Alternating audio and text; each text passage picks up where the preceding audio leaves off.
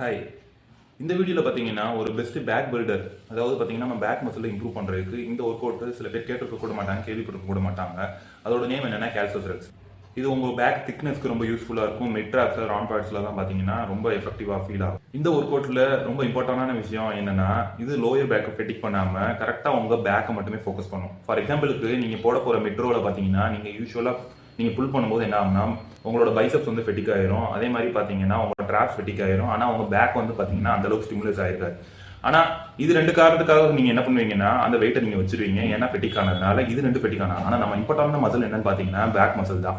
So அதை ஃபெட்டிக் ஆகாமல் நீங்கள் உங்களோட மேக்ஸிமம் பொட்டன்ஷியலை இந்த பேக்கு யூஸ் பண்ணுறதுக்கு இந்த ஒர்க் அவுட் ரொம்ப யூஸ்ஃபுல்லாக இருக்கும். இதுக்கு நீங்கள் என்ன பண்ணணும்னு பார்த்தீங்கன்னா, யூஸ்வலாக நீங்கள் இன்க்ளைன் பெஞ்சில் பார்த்தீங்கன்னா தம்பிளில் வச்சு நீங்கள் ரோ போடுறீங்கனாலும் சரி, இல்லை டீபார் ரோ போடுறீங்கனாலும் சரி, அதை நீங்கள் யூஸ்வலாக வந்து நீங்கள் போடுற மாதிரி போட்டுட்டு ஃபினிஷ் பண்ண பிறகு உங்கள் பைசப்ஸை நீங்கள் எல்போவை லாக்டு பொசிஷனில் வச்சுக்கோங்க ஸ்ட்ரைட்டாக. அப்போ நீங்கள் என்ன பண்ணுறீங்கன்னா இந்த மாதிரி ஸ்ட்ரக் பண்ணீங்கன்னா உங்களோட லோயர் பேக்கில் ஹர்ட் ஆகாது. அதே மாதிரி பைசப்ஸும் எந்த லெவல்லையும் ஹர்ட் ஆகாது. அப்போ நீங்கள் உங்களோட பேக் மசில் மட்டுமே ஃபோக்கஸ் பண்ணுறதுனால இந்த ஒர்க் அவுட் ரொம்ப எஃபெக்டிவாக இருக்கும்.